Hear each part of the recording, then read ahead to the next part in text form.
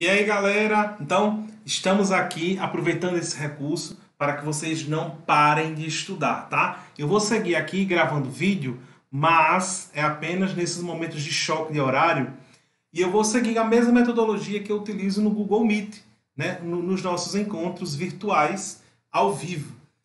Então, eu vou usar quadro, vou fazer tudo aqui do jeito que nós utilizamos no outro tipo de encontro, beleza? Gente, mas eu quero aproveitar esse vídeo, essa plataforma, o YouTube, para que vocês fiquem com um vídeo revisional para a nossa prova, para a nossa AC1, para que você possa ver esse vídeo, rever e sempre estar se preparando para tirar a nota máxima da nossa prova, que são os 4 pontos. Todo mundo tirando 4. Por favor, viu? Então, eu vou aqui revisar aqueles conteúdos que vão cair na prova, como a gente já vem fazendo a revisão. Aqui eu vou dar mais alguns detalhes, mais alguns spoilers do que está lá na nossa avaliação. Beleza? Então, gente, eu preciso começar dando uma dica para quem vai começar a estudar para a nossa C1. Comece estudando por fontes de energia. Então, vamos começar por aí, ó, fontes de energia. E quando a gente pensa em fontes de energia, não tem como a gente não pensar em petróleo, né? Petróleo. Quando eu penso em petróleo, eu penso em vários acontecimentos, eu penso em vários. Assim, é um tema muito amplo. Eu posso pensar no Oriente Médio, que é um lugar que tem as maiores reservas de petróleo do mundo, né? O topo, o ranking disso, está no Oriente Médio. Por isso a região tão rica e por isso também é uma região tão disputada. É por isso que esses países aí industrializados, que estão no topo da economia, olham para o Oriente Médio com muito interesse. Então, não esqueça desse pequeno detalhe. Relacione sempre o petróleo às relações internacionais. Como esses países estão negociando, como esses países convivem com essa questão do petróleo. Então não esqueça também do nosso país, do Brasil, que descobriu aí, né, já faz algum tempo, mas descobriu uma grande reserva de petróleo, que foi o pré-sal, um petróleo encontrado em camadas, em bacias sedimentares muito profundas, na bacia de Santos, ali no Rio, entre Rio de Janeiro, próximo ao Rio de Janeiro, entre Rio de Janeiro e São Paulo, encontraram esse petróleo lá na região do pré-sal.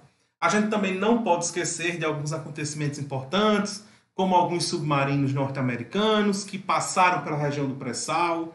A gente não pode esquecer da espionagem norte-americana, que chegou na Petrobras e investigou exatamente os dados do pré-sal.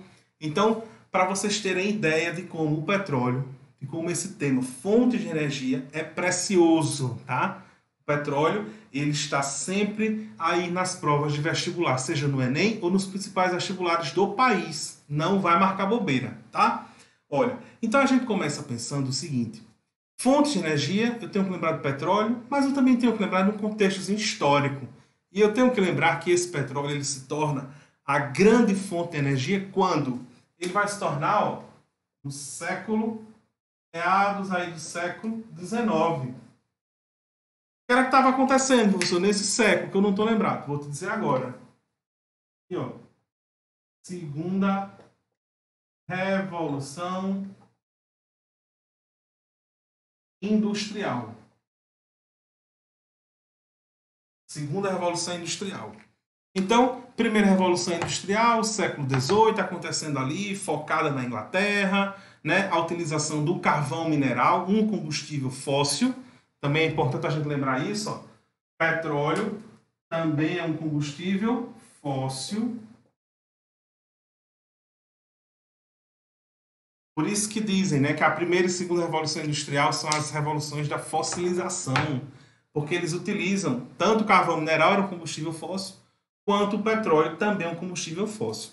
Então nós temos o surgimento, né, o início da exploração desse petróleo, datado aí de meados do século XIX, durante o período da segunda revolução industrial. Não esquece disso. Então eu tenho isso aí. E esse petróleo ele começa a ganhar projeção Porque à medida que ele alimenta as indústrias e o mundo começa, essa revolução industrial começa a expandir, a primeira eu já sei que ela aconteceu mais na Europa, focada ali na Inglaterra. Mas eu já sei que a segunda ela começa a se expandir para a Europa, no contexto mais geral.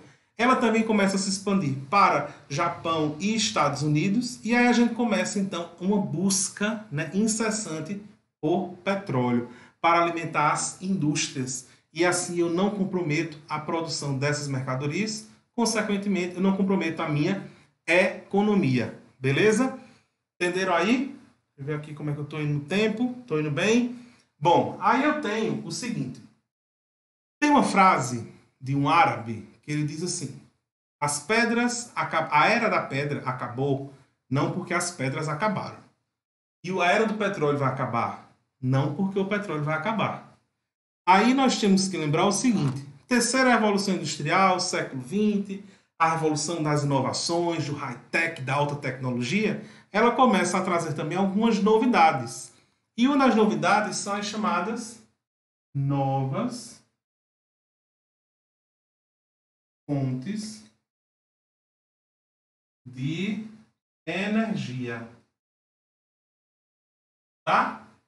Aí quando eu penso em novas fontes de energia, eu já posso subdividi-las ou classificá-las em... Vou pensar em fontes renováveis. E as fontes não renováveis. Tá? Sabendo eu o quê? Que a fonte renovável é aquela que, num curto intervalo de tempo, né? Estou falando de tempo histórico, ela consegue repor na natureza, eu tenho a disponibilidade dela na natureza. A chamada fonte não renovável é porque no tempo histórico ela vai levar muito tempo para se repor na natureza. Então, se eu for falar em tempo geológico, pode ser pouco tempo, né? Tempo geológico é aquele que mede os acontecimentos geológicos do nosso planeta. Mas falando em tempo histórico, ela termina esgotando. E aí essa geração não vai aproveitar mais dessa fonte de energia, né? Então, quando a gente fala de fonte renovável e não renovável, eu estou falando em tempo histórico e eu estou falando em tempo de renovação.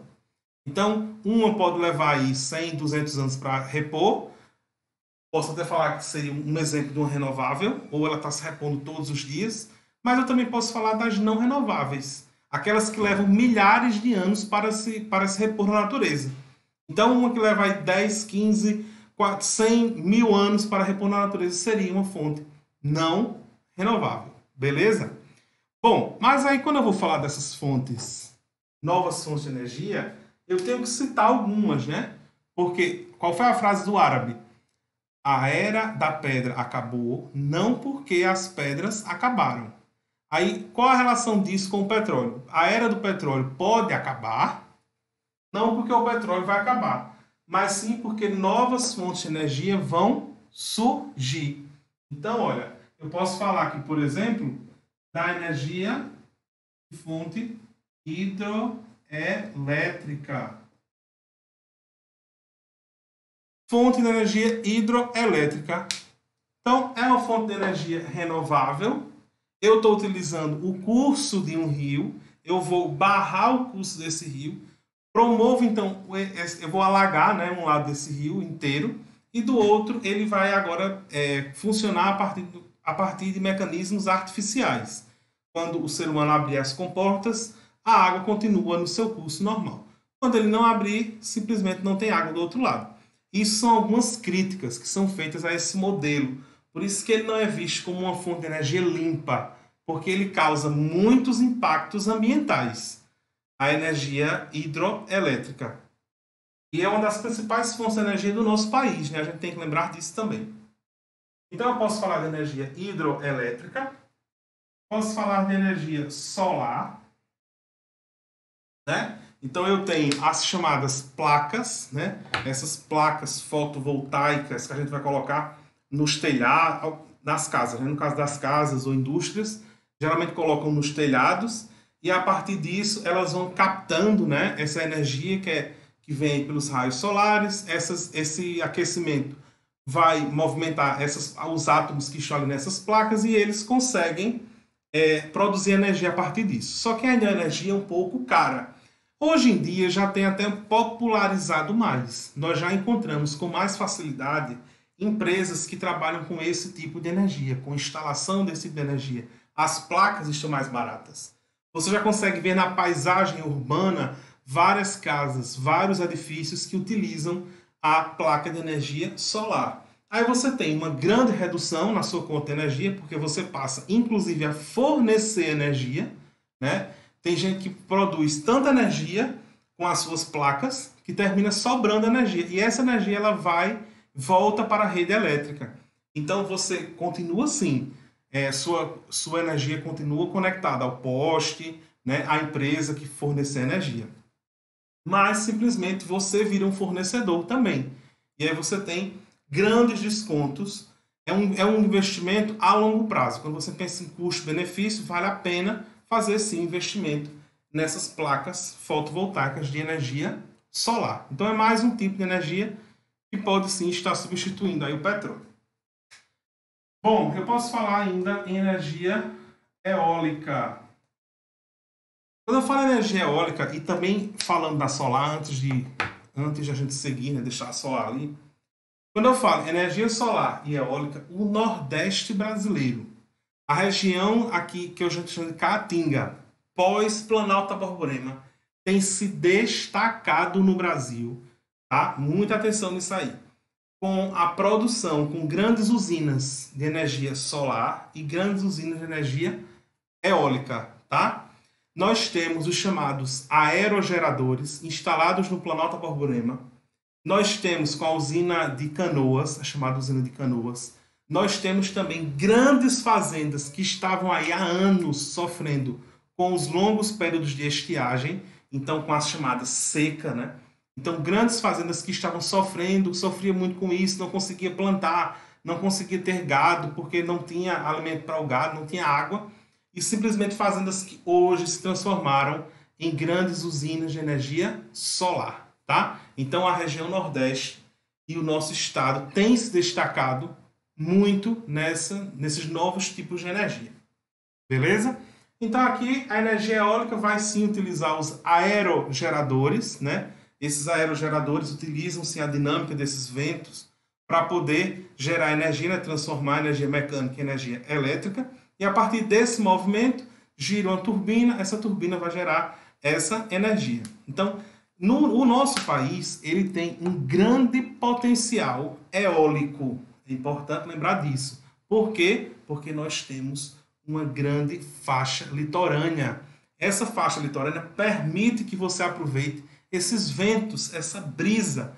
Então, nós precisávamos até de um pouco mais de investimento, um pouco que o governo olhasse com um pouco mais de carinho para os investimentos nessa área das novas fontes de energia e, por que não falar da energia eólica e o aproveitamento da nossa faixa de praia.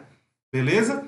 O que a gente vê muito é o quê? São empresas fora do país vindo fazer investimentos aqui. Então, boa parte dessas usinas eólicas com esses aerogeradores que encantam, inclusive pela sua beleza, pela sua grandeza, né, a magnitude daquele aerogerador, boa parte disso são empresas de fora do país que estão vindo investir aqui, sabendo já que isso é um investimento de vanguarda, né, um investimento que está à frente do tempo. Eles já sabem que há uma tendência, né, para que você busque novas fontes de energia. Beleza? Bom, eu posso falar ainda na energia nuclear. A energia nuclear, ela é uma energia que é muito perigosa, né? Quando você tem algum acidente numa usina de energia nuclear, você tem consequências, efeitos colaterais bastante danosos, né, à saúde humana. Mas a energia também nuclear de grande potência, melhor, é uma fonte de energia de grande potência. Então, ela é utilizada para fins muito específicos, a energia nuclear. Mas tem sim esse risco, né, para a saúde humana, principalmente quando você tem acidentes nesse tipo de usina. Um outro tipo de usina é a usina ou fonte de energia geotérmica. Geotérmica. Então eu tenho aí, ó, nessa usina geotérmica,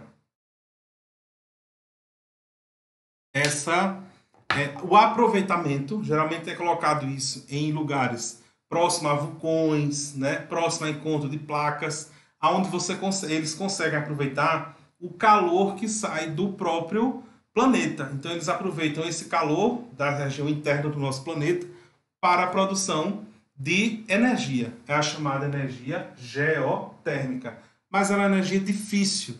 Você não encontra em todos os lugares. São lugares muito específicos que eles conseguem a obtenção, né, a exploração desse tipo de energia. Ok? Nós temos mais um, que é a energia ondomotriz ou maré molar. Energia ondomotriz ou maré molar. Na energia ondomotriz, o que é que eu tenho? Eu tenho o aproveitamento das ondas.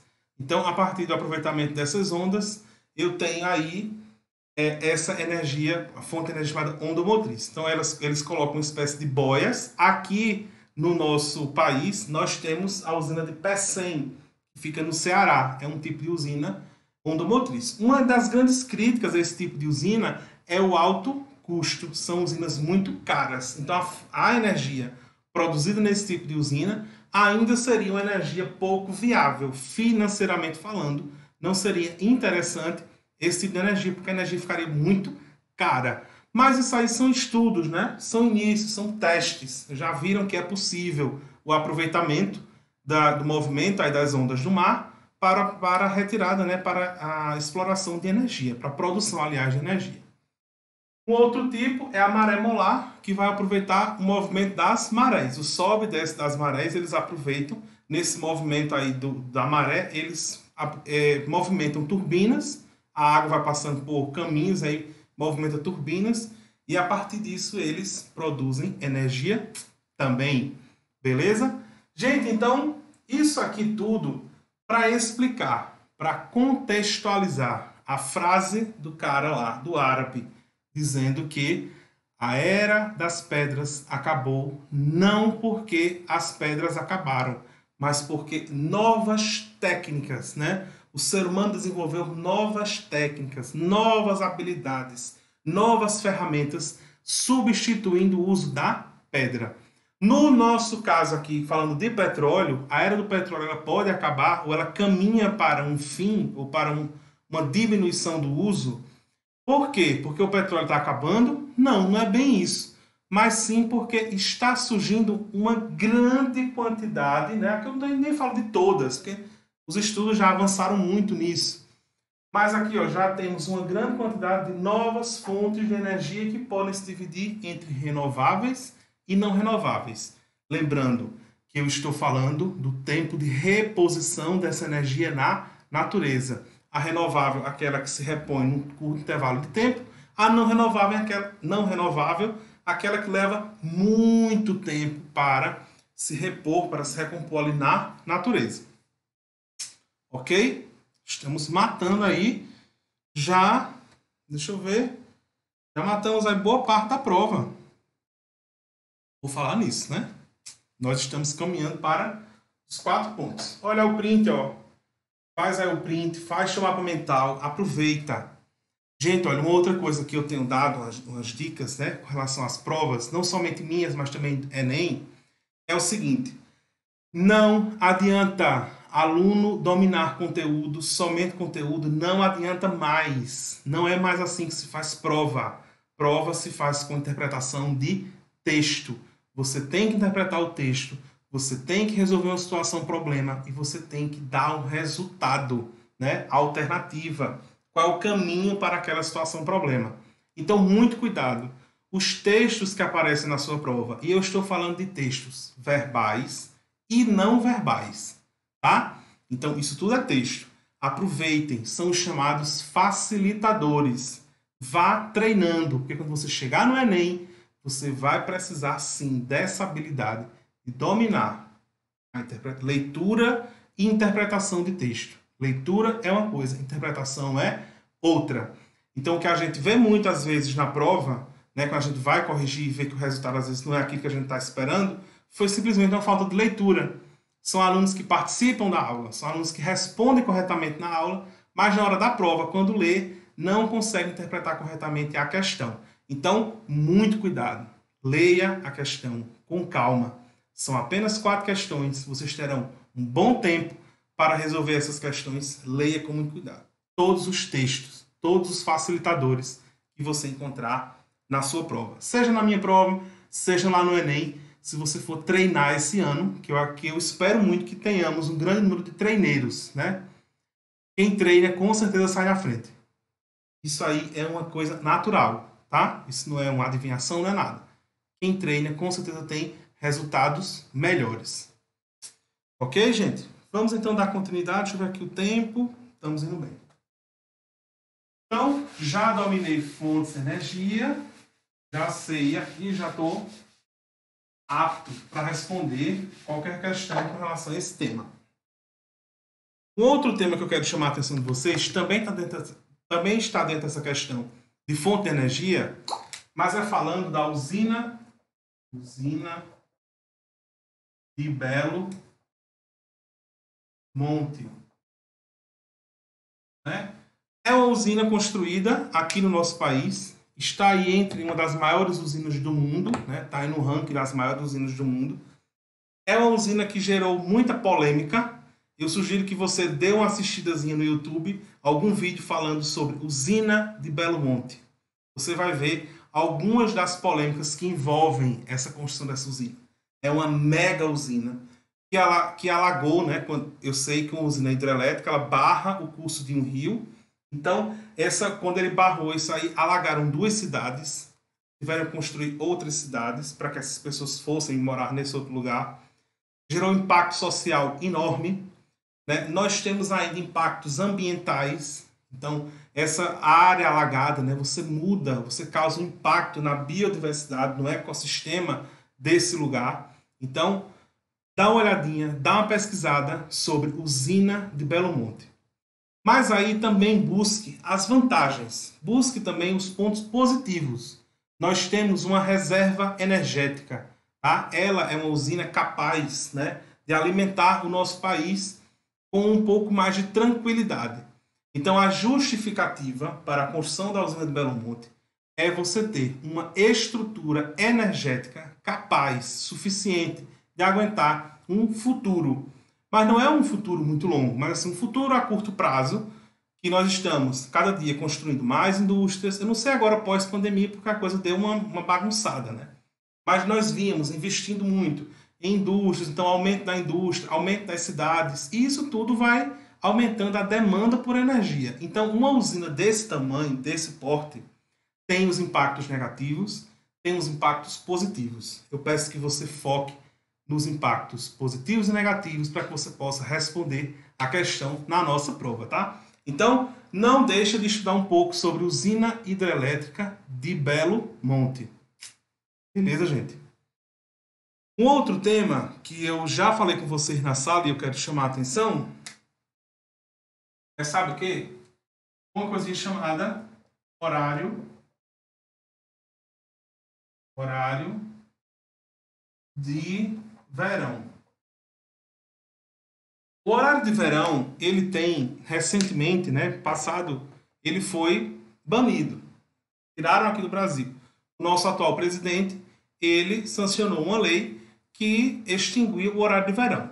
Mas é importante que você saiba qual era a importância do horário de verão. Então, o verão, por si só, é uma estação do ano que, num país tropical como o nosso, né, tem temperaturas elevadas basicamente o ano todo, mas no verão isso se torna um pouco mais acentuado, geograficamente falando, por conta da sua posição. Então, nós temos um consumo maior de energia. Então, entende-se que nesse momento as pessoas ligam mais eletrodomésticos. Com a chegada então dos ar-condicionados, você liga mais ar-condicionado. Geralmente, esse calor do nosso país pede que os lugares sejam climatizados. Então, quando você pensa em um shopping center, um supermercado, tudo isso vai sendo climatizado. Então, a demanda por energia é maior. E como nós temos mais horas sol, a gente fala, né, o sol ele vai se pôr um pouquinho mais tarde, a ideia do horário de verão é que você termine diminuindo. A ideia é essa, redução, né, do gasto de energia. Por quê? Porque o Brasil ainda não se via com potência, né, com recursos energéticos, com grandes usinas que aguentassem essa demanda. Então, há na história do nosso país alguns apagões. Então, esses apagões eram sobrecarga na energia ou alguns erros, algumas falhas, né, que geralmente aconteciam nesse período do verão. Então, o horário de verão ele foi criado com a intenção da redução, né, do gasto, do consumo de energia nesse período que geralmente tinha uma tendência ao aumento. Então eles queriam que as pessoas fossem dormir mais cedo, desligassem as luzes mais cedo e com isso reduzisse, né, no final você conseguisse reduzir o consumo de energia. Mas o atual presidente, ele com os seus argumentos, né, de que o Brasil já tinha feito alguns investimentos nessa infraestrutura energética, não necessitava mais de horário de verão e aí ele encerrou. Lembrando também que o nosso país ele é dividido por 3 fusos horários. Então, a gente já tem uma questão muito delicada no que diz respeito às horas, né? Você tem o mesmo país de dimensão continental com 3 fusos horários. Para organizar isso, estabelece que o horário de Brasília será o horário oficial do Brasil inteiro. Mas aí você tem a chamada hora sol diferente. Então, esse horário de verão ele terminava não atendendo de forma satisfatória a todos. Por isso que ele foi retirado, ele foi banido do nosso país. Gente, vocês estão aptos a responder a nossa prova. Eu estou apostando muito na turma de vocês. Espero que vocês tirem nota máxima, tá? Não vou desejar boa sorte, porque vocês não precisam de sorte. Vocês estão aptos. Vocês têm as habilidades. Tem o conteúdo. Já revisamos, exercitamos, revisamos novamente o que eu fiz agora. E agora é só isso. Partiu tirar lá nota máxima. Valeu, gente!